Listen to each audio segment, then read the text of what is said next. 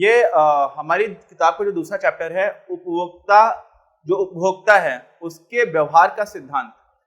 और यहाँ से हम लोगों की जो टेक्निकल इकोनॉमिक्स है, अभी तक हम लोगों ने अर्थशास्त्र की जो भी बातचीत की है कक्षा 11 में और उसके बाद से कक्षा 12 का जो हमारा पहला चैप्टर था, जिसमें हम लोगों ने जो भी बात की वो बहुत जनरल नॉलेज वाली बात थी। कैसी बात थी? जनरल नॉलेज के लिए। जैसे जो एग्जामिनेशन होता है हमारे यूपीएससी का, आईएएस का, उसमें कक्षा 11 की किताब तो सारे लोग पढ़ते हैं, जिसका इकोनॉमिक्स विषय है वो भी, जिसका नहीं है वो भी, क्योंकि जनरल नॉलेज में भी इकोनॉमी का बहुत बड़ा पोर्शन आता है। तो हमारी भारतीय अर्थव्यवस्था में क्या चल रहा है, अंग्रेजों के समय कैसी थी, फिर पंचवर्षीय योजनाएं कैसी रही, फिर हमने बाद में हमारे देश में जो आधारित संरचना वो कैसी रही, ये सब कक्षा का 11 हम लोगों ने पढ़ा हुआ है। और यहाँ पर भी जो पहला चैप्टर था उसमें इंट्रोडक्टरी था कि व्यष्टि समाज अर्थशास्त्र होता क्या है, माइक्रो इकोनॉमिक्स उसको कहते हैं। लेकिन अब यहाँ से जो स्टार्टिंग हो रही है वो कोर सब्जेक्ट में हो रही है, जो मेनली वही लोग पढ़ेंगे जो इकोनॉमिक्स को एक विषय की तरह से पढ़ रहे होते हैं। तो यहाँ से हमारी एक नई स्टार्टिंग हो रही है। आप समझ रहे हैं ना? आप ये जो पढ़ने जा रहे हैं ये आम तौर पर कोई आम इंसान जो है जिसका कोई और विषय है वो नहीं पढ़ेगा, और इसलिए ये एक नई चीज है। और साथ में जो हमारी टेक्निकल इकोनॉमिक्स है उसका यह बेस है। बेस आप अगर आईएएस की प्रिपरेशन में जब वैकल्पिक विषय होता है उसमें इकोनॉमिक्स का सिलेबस देखेंगे, पाठ्यक्रम देखेंगे, तो आपका जो सेकंड चैप्टर है वो इतना ज्यादा महत्वपूर्ण है। इसके सारे टॉपिक्स आते हैं, सारे के सारे टॉपिक्स हैं जो आईएएस के सिलेबस में भी हैं, और ये हमारा एक ऐसा बेस बना करके देगा जो हमें आगे इकोनॉमिक्स को पढ़ने में बहुत मदद करेगा अगर हमने इसको बहुत ठीक से समझ लिया। तो इसलिए बहुत ज्यादा महत्वपूर्ण क्या है कि हम इस चैप्टर को बहुत अच्छे से समझें। समझ रहे हैं ना आप? इसको अच्छे से समझोगे तो एक बेस बन जाएगा। यार देखो, अगर नींव अच्छे से भरी है तो आप अच्छा मकान खड़ा कर सकते हो, और नींव ही अगर अच्छी नहीं है तो मकान कैसा भी बना लो फिर वो ढहता रहेगा, कभी भी बहुत अच्छा और ऊंचा मकान बन ही नहीं पाएगा। सबसे बड़ी पूरी दुनिया में बिल्डिंग कौन सी है? बुर्ज खलीफा, कभी सुना है? करीब 818 ऐसा कुछ मीटर की है, 800 मीटर ऊंचाई की है। अपने यहाँ पर, मैं उदयपुर में हूँ अभी, तो उदयपुर में सबसे ऊंची जो जगह मानी जाती है वो मानसून पैलेस है, तो वो जमीन से 300 मीटर ऊंचाई पर है, मतलब बाकी उदयपुर से लगभग 300 मीटर की ऊंचाई पर। अब सोचिए वो बिल्डिंग 800 मीटर की ऊंचाई पर है, तो यहाँ की जो पहाड़ियों की ऊंचाई है उससे कितनी ज्यादा ऊपर है। तो वहां पर इतनी ऊंची बिल्डिंग जब अगर आपको बनानी है, जिसको पूरी दुनिया में लोग जाने, बताइए एक बिल्डिंग का नाम पूरी दुनिया जानती है, तो वो क्यों हो रहा है? वो इसलिए हो रहा है क्योंकि उसकी नींव बहुत मजबूत है, बहुत नीचे बहुत गहरी नींव बनानी होती है। तो हमें नींव बनाने का आज हमारा टाइम है, हमारा वीडियो है, इसलिए इसको बहुत ही अच्छे से समझेंगे। हम लोग किसकी बात कर रहे हैं? उपभोक्ता के व्यवहार की बात कर रहे हैं। उपभोक्ता का व्यवहार क्या है? अर्थशास्त्र में, आर्थिक क्रियाविधियों में उपभोक्ता का मेन काम क्या होता है कि यार मुझे क्या क्या खरीदना है, मेरे पास कुछ पैसे हैं और मुझे कई चीजें खरीदनी है, बहुत सारी चीजें जो मैं खरीद सकता हूं, लेकिन मैं क्या खरीदूं, क्या खरीदने में मैं अपने पैसे खर्च करूं, ये सबसे पहला सबसे बेसिक प्रश्न आता है उपभोक्ता के लिए। तो हम लोग किसकी बात कर रहे हैं? उपभोक्ता की। और क्या क्या खरीदने में पैसे खर्च किए जाए। पैसे असीमित तो है नहीं, हम लोग पहले भी पढ़ चुके हैं, और साथ में बहुत सारी चीजें ऐसी होंगी, 10 रुपए में हो सकता है मुझे चिप्स का पैकेट भी मिल जाए, 10 रुपए मुझे बिस्किट का पैकेट भी मिल जाए, 10 रुपए मुझे एक पेन भी मिल सकता है, 10 रुपए मुझे एक कॉपी भी मिल सकती है, 10 रुपए मुझे एक चॉकलेट भी मिल सकती है। मुझे कौन सी चीज खरीदनी चाहिए ये किस पर निर्भर करेगा? ये बहुत सारे फैक्टर्स पर निर्भर करता है। समझ रहे हैं आप? तो उनमें से ये चीज पिक करना, ये चीज ढूंढना कि मुझे पसंद क्या है, इसको हम लोग क्या बोलते हैं? इसको बोलते हैं चुनाव की समस्या, प्रॉब्लम ऑफ चॉइस। ठीक है, कभी कभी मैं इंग्लिश में बताता रहूंगा जिससे कि आपको समझ में आता रहे कि हायर एजुकेशन में जब आप जाएंगे तो इसको कैसे पढ़ेंगे। इसको बोलते हैं हम लोग प्रॉब्लम ऑफ चॉइस। ठीक, अच्छा एक और मैं आपको मजेदार फैक्ट बताता हूं। हमारे देश में बहुत सारे ऐसे इकोनॉमिस्ट हुए हैं जिन्होंने पूरी दुनिया में डंका बजाया है। जैसे रघुराम राजन, हमारे एक पूर्व आरबीआई गवर्नर थे, उसके पहले उन्होंने अमेरिका में जो क्राइसिस थी उसको प्रेडिक्ट किया था, एक स्लो डाउन हो रहा था, बहुत तेजी से क्राइसिस आने वाली थी फाइनेंशियल, उसको भी प्रेडिक्ट किया हुआ था। तो वो आईआईटी दिल्ली से थे और वहां पर गोल्ड मेडलिस्ट थे शायद, फिर आईआईएम अहमदाबाद गए, वहां पर भी गोल्ड मेडलिस्ट थे। तो उन्होंने मास्टर्स तक इकोनॉमिक्स पढ़ाई नहीं, उसके बाद उन्होंने इकोनॉमिक्स पढ़ी, पीएचडी की। ऐसे ही हमारे एक आरबीआई गवर्नर और थे, सुब्बा राव साहब। तो सुब्बा राव जी जो थे उनकी आईएएस में पहली रैंक आई थी, उसके पहले उनका एमएससी फिजिक्स था शायद आईआईटी कानपुर से, और उसके बाद उन्होंने इकोनॉमिक्स पढ़ा बाद में। तो इकोनॉमिक्स एक ऐसा विषय है जो बहुत सारे इकोनॉमिस्ट ने बहुत बाद में पढ़ा है। कौशिक बसु भी एक इंडियन है जो चीफ इकोनॉमिस्ट थे किसके? वर्ल्ड बैंक के। वर्ल्ड बैंक के चीफ इकोनॉमिस्ट एक इंडियन थे, बहुत सारे इंडियंस थे जो इस तरह का काम कर रहे हैं। उन्होंने भी पहले आईआईटी से थे, वो बाद में जाकर के उन्होंने पीएचडी सीधे इकोनॉमिक्स में की। तो बहुत सारे लोगों ने इकोनॉमिक्स बिल्कुल नहीं पढ़ी होती है, बाद में जाकर के पढ़ते हैं, और इकोनॉमिक्स बहुत नया विषय है, तो बहुत कुछ अभी हुआ नहीं है। इसलिए इकोनॉमिक्स में अगर आप अभी से दम लगा करके काम करेंगे ना, तो इतना ज्यादा स्कोप है आपके पास। बहुत सारे जगह पर इकोनॉमिक्स बहुत ही कमजोर होते हैं। अफ्रीका में बहुत सारी कंट्रीज हैं जहां पर इकोनॉमिक्स की अंडरस्टैंडिंग बहुत वीक है। यहां तक कि हमारे देश में भी बहुत सारी जगह पर इकोनॉमिक्स की जरूरत है। तो मैं आपको बताने की कोशिश कर रहा हूं, अगर आपने इसको ठीक से पढ़ा तो बहुत ज्यादा जॉब अपॉर्चुनिटीज हैं। जिन लोगों ने इतनी बाद में पढ़ा उसके बाद ही वो लोग वर्ल्ड रिकॉग्नाइज हो गए, है ना। और साथ में उनका एक चीज का बेनिफिट भी मिला कि उनका मैथ्स बहुत स्ट्रांग था।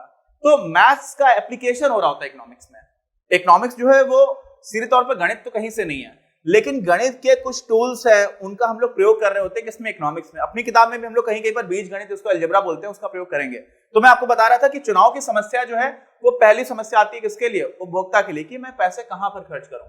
अच्छा, उसके बाद क्या होता है कि सीधी सी बात है कि मैं ऐसी चीजों को खरीदूंगा जो मेरे लिए सबसे ज्यादा संतोष लेकर के आए। क्या लेकर के आए, संतोष लेकर के आए।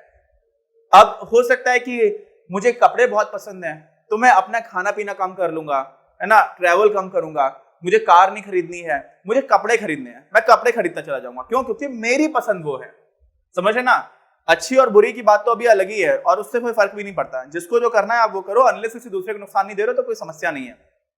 राजनीतिक शास्त्र हम लोगों ने ये पढ़ा था, है ना, हानि सिद्धांत कहते हैं इसको, खैर छोड़ते, जॉन स्टुअर्ट मिल का। एनीवेज, अभी मैं क्या बता रहा हूं आपको कि वस्तुओं का ऐसा संयोजन मतलब कॉम्बिनेशन, जो क्या करे, सर्वाधिक संतोष प्रदान करे। सर्वाधिक संतोष का प्रदान करेगा जो चीजें आपको पसंद है। अरे भाई, मुझे जो पसंद ही नहीं है, अगर मैं वो चीज खरीद लूंगा तो मुझे संतोष मिलेगा क्या, बिल्कुल नहीं मिलेगा।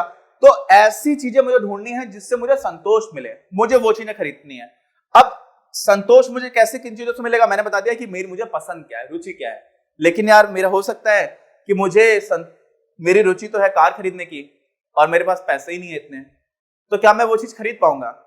तो अगर वो खरीद ही नहीं पाऊंगा तो उसका चुनाव कर ही नहीं सकता हूं मैं। चुनाव सिर्फ उन चीजों का कर सकता हूं, मुझे पसंद हो मैं उनका करूंगा, लेकिन साथ में मेरे पास इतने पैसे भी हों, मेरी व्यय करने की क्षमता कितनी है, मेरी परचेजिंग पावर कितनी है, वो भी बहुत इंपॉर्टेंट फैक्टर है। क्योंकि अगर खरीदने के पैसे ही नहीं है तो फिर मैं क्या चुनाव करूंगा, है ना। जैसे बहुत सारे लोग हैं जो लोग मैं अपने दोस्तों की बात बताता हूं। जब मैं कॉलेज में था या कॉलेज के बाद में निकलता था, तो हम लोग रास्ते पे जाया करते थे, तो वो लोग बहुत सारी कार्स के नाम लिया करते थे। कोई बहुत महंगी कार निकल गई, कोई BMW निकल गई या ऑडी कार निकल गई, तो उसका वो लोग डिस्कशन किया करते थे कि यार ये कार है। और मुझे कभी फर्क ही नहीं पड़ता था, क्योंकि मुझे लगता था कि मैं तो कभी खरीद ही नहीं पाऊंगा। आप समझ रहे हैं ना। तो ये तो मतलब मुझे ना खरीदने का मन भी नहीं है इतना, ना मुझे खरीदनी है, ना खरीद पाऊंगा। तो मुझे ऐसा लगता था कि ये मेरा उसमें इंटरेस्ट ही नहीं था। मेरी रुचि जो थी ना वो अपने आप खत्म हो गई, क्योंकि मुझे लगता था मेरे पास व्यय करने की इतनी क्षमता होगी नहीं, और उन सबको पैसा भी कमाना है और कमा भी रहे बहुत सारे लोग। तो वो लोग इन सारी चीजों को देख करके, क्योंकि उनको लगता है कि भविष्य में वो चीज कर सकते हैं। तो भविष्य में आप क्या कर सकते हो उसको हम लोग बोलते हैं एक्सपेक्टेशंस। उसका भी बहुत बड़ा रोल होता है इकोनॉमिक्स में। फिर वापस आ जाते हैं, दो चीजें क्या थी, रुचि और व्यय करने की क्षमता। अब व्यय करने की क्षमता किस चीज पर निर्भर करती है, ये दो चीजों पर निर्भर करती है। वैसे तो कई लोग ऐसे होते हैं जिनकी इनकम बहुत अच्छी नहीं है, लेकिन जिनके पिताजी जमींदार हुआ करते थे या बहुत बड़े बिजनेसमैन हैं, तो उनके पास इतना पैसा इकट्ठा हो गया है। क्या हो गया है, इतनी उनके पास संपदा पहले से है कि वो ज्यादा खर्चा कर सकते हैं। बहुत बड़े बड़े जमींदार हैं, लड़के नालायक निकल गए, लेकिन उसके बाद भी लड़कों के पास संपत्ति तो है ही है। तो भले ही उनकी इनकम ना हो, क्या ना हो, इनकम नहीं हो, फिर भी उनके पास पैसा है चीजों को खरीदने का। लेकिन उससे ज्यादा इंपॉर्टेंट हम लोग वर्तमान में चीजों को जिसको मानते हैं वो क्या होती है, उसको बोलते हैं इनकम। क्या बोलते हैं, इनकम। आमदनी कितनी है, तो आपकी आमदनी है उसी हिसाब से तो आप खरीद पाओगे कुछ, समझे। आमदनी ज्यादा है तो ज्यादा चीजें खरीद सकते हो, आमदनी कम है तो कम चीज खरीद सकते हो, यही तो सीधा सीधा है। लेकिन साथ में दूसरी चीज एक जो बहुत महत्वपूर्ण है, वो क्या है, वस्तु की कीमत। अब मेरी आवश्यकता है कि मुझे ये चीजें खरीदनी है जो मुझे ये चीजें दे रही हो। अगर वो चीजें बहुत सस्ती है तो मैं ज्यादा खरीद लूंगा, अगर वो चीजें बहुत महंगी हैं तो मैं उसको उतना ज्यादा नहीं खरीद पाऊंगा। तो इसमें देखो 3-4 चीजें हैं, ये बहुत बेसिक चीज है। आपको लग रहा होगा ये तो बहुत ही आसान है, इसमें क्या दिक्कत है, दिक्कत बिल्कुल भी नहीं, आसान ही है। लेकिन इसमें एक जो सबसे बड़ी समस्या है वो क्या है, समझ में आ रही है आपको, वो है संतोष। क्या है, संतोष, कि मुझे सबसे ज्यादा संतोष मिले। अब समस्या ये आती है कि आप संतोष को नापोगे कैसे, समझ रहे हो। संतोष को कैसे नापा जाएगा? एक कुछ चीजें होती है ऑब्जेक्टिव, क्या होती है? ऑब्जेक्टिव। और कुछ चीजें होती है सब्जेक्टिव। समझते हैं आप? ये ऑब्जेक्टिव को हम लोग हिंदी में बोलते हैं वस्तुनिष्ठ। प्रश्न भी आते हैं, ऑब्जेक्टिव क्वेश्चंस होते हैं। देखो ऑब्जेक्टिव का मतलब होता है कि आप उसको सही से नाप पा रहे हो। जैसे ऑब्जेक्टिव क्वेश्चंस क्यों बोले आते हैं? 4 ऑप्शंस है आपके पास, उनमें से एक ही सही है, तो जिसने सही ऑप्शन को टिक किया उन सारे लोगों को बराबर नंबर मिलेंगे। लेकिन सब्जेक्टिव में क्या होता है? सब्जेक्टिव में एक निबंध लिखाया जा रहा है, निबंध लिखना है कि अगर मैं प्रधानमंत्री होता तो क्या करता। ठीक, आपको ये निबंध लिखना है। अब इसमें कोई एकदम सही आंसर हो नहीं सकता। कोई आंसर थोड़ा ज्यादा अच्छा होगा, कोई थोड़ा और ज्यादा अच्छा होगा, कोई उससे थोड़ा कम अच्छा होगा, और वो कम अच्छा होगा ज्यादा अच्छा होगा ये भी उस पर निर्भर कर रहा होगा कि वो कॉपी कौन चेक कर रहा है।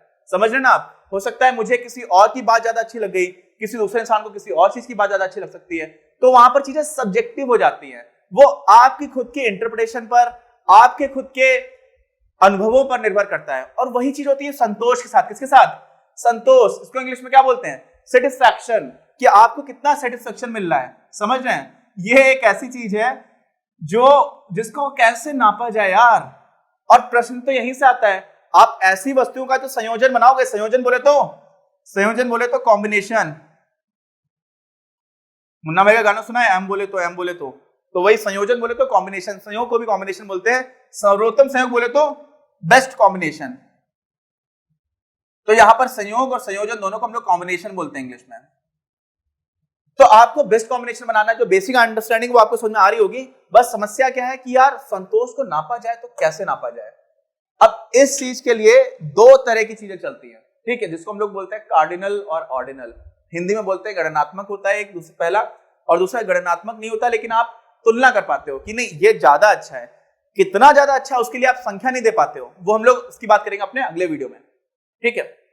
अपनी क्लास का उद्देश्य आप सभी के लिए आप ही की भाषा में गुणवत्तापूर्ण शिक्षा उपलब्ध कराना है। कक्षा 12 तक के सभी प्रमुख विषयों पर हम वीडियोस बना रहे हैं, और कुछ विषयों पर वीडियोस आपके अपने चैनल अपनी क्लास की ही अन्य प्लेलिस्ट पर अपलोड भी हो चुके हैं। ज्ञान के प्रकाश से देश को सशक्त बनाने के हमारे इस प्रयास में इस चैनल को सब्सक्राइब करके और लोगों के साथ शेयर करके अपना बहुमूल्य योगदान जरूर दें। पढ़ेगा इंडिया तो बढ़ेगा इंडिया।